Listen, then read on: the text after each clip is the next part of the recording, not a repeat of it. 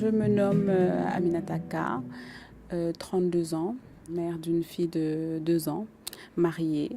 Je suis dans le prêt-à-porter depuis 3 ans maintenant. Un prêt-à-porter que j'ai hérité de ma mère qui est malheureusement décédée maintenant. Ça fait 3 ans. Cette boutique existe depuis 1981. C'est la première boutique au Sénégal de prêt-à-porter bien sûr. Et après, dans les années 90, elle a changé de style. Elle n'était plus dans le prêt-à-porter européen mais africain traditionnel. Elle a commencé là la couture dans les années 90. Donc quelque chose que j'ai pérennisé depuis son décès. Et puis elle a quand même son nom qui est là, Faboutique. C'est des choses que je continue à faire et à moderniser, mais qui existaient déjà. Et ensuite, je rajoute un peu ma touche personnelle, surtout au niveau de la création des tenues, tout ça. Mais bon, tout ce qui est lin, par exemple, c'est quelque chose qui existait déjà. Et donc maintenant, dans la broderie simple, dans la couture simple, c'est là où j'essaie quand même de me moderniser, de me mettre un peu au diapason. C'est quelque chose qui est venu à moi, sans trop le vouloir, sachant que bon, il fallait quand même conserver cette boutique qui date des années 80. Mais par contre, moi, j'ai fait des études de commerce international. J'ai un bachelor en commerce international dans une école américaine à Paris. Donc j'y étais pendant au moins 8 ans. J'ai travaillé en France et là, j'ai décidé de revenir en 2011. Malheureusement, 2 ans après, elle est partie, donc j'ai dû laisser mon travail. J'étais dans une banque ici de la place en tant que chargée de clientèle haut de gamme. En même temps, je gérais la diaspora. Et à partir de là, c'était quand même dommage de laisser une boutique se noyer comme ça parce que la propriétaire était partie. Donc là, j'ai décidé de reprendre la boutique, de pérenniser ce qu'elle avait fait et puis de rajouter aussi ma touche personnelle. Donc c'est ce que je fais depuis au moins 3 ans maintenant. J'ai pas eu besoin de grandes choses parce que quand même elle était bien équipée. Elle avait au moins une cinquantaine de machines qui est là, qui existe.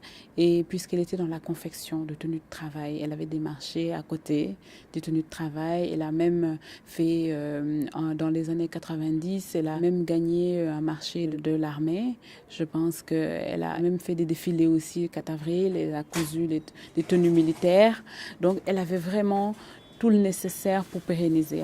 Donc moi j'ai rajouté par exemple quelques machines qui manquaient ou des machines qui marchaient plus que j'ai dû racheter.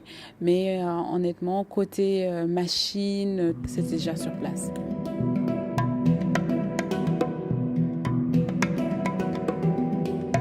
J'ai fait appel à ASEP pour la matière première. Parce que tout simplement, il fallait acheter du tissu, il faut faire travailler les tailleurs, et puis pour ces tissus aussi, ça demande un peu de fonds. Et pour avoir des prix en gros, il faut les acheter en gros.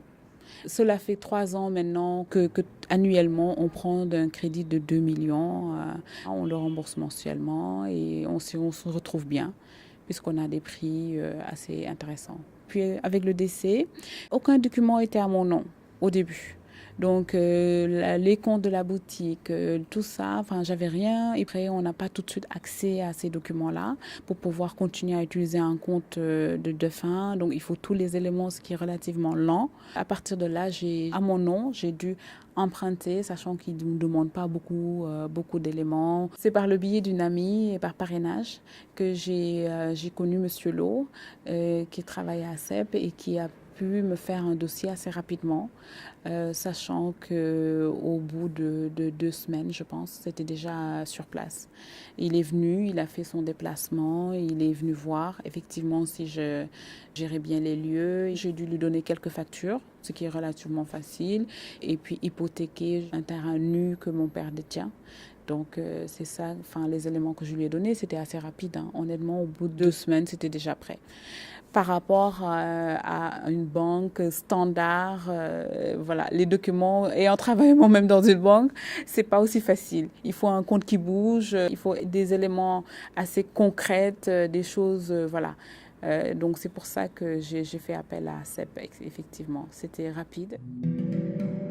Je vis avec mon mari et ma fille, donc elle nous permet très largement de satisfaire mes besoins familiales. Je paie mes salaires, mon loyer. Je me débrouille pas mal pour l'instant. Je me débrouille pas mal. Donc après, maintenant, pour gagner plus, il faut bien sûr augmenter le chiffre d'affaires, augmenter la productivité. Et ça va venir. Je n'ai pas voulu brûler les étapes en faisant du grand ou du gros, sachant que c'est un métier que je ne connaissais pas. Donc là, j'y vais tout doucement. Et tous les ans, en général, j'augmente un tailleur par-ci, un tailleur par-là, sans trop exagérer. Et après, là, je maîtrise plus. Là, je maîtrise quand même beaucoup plus.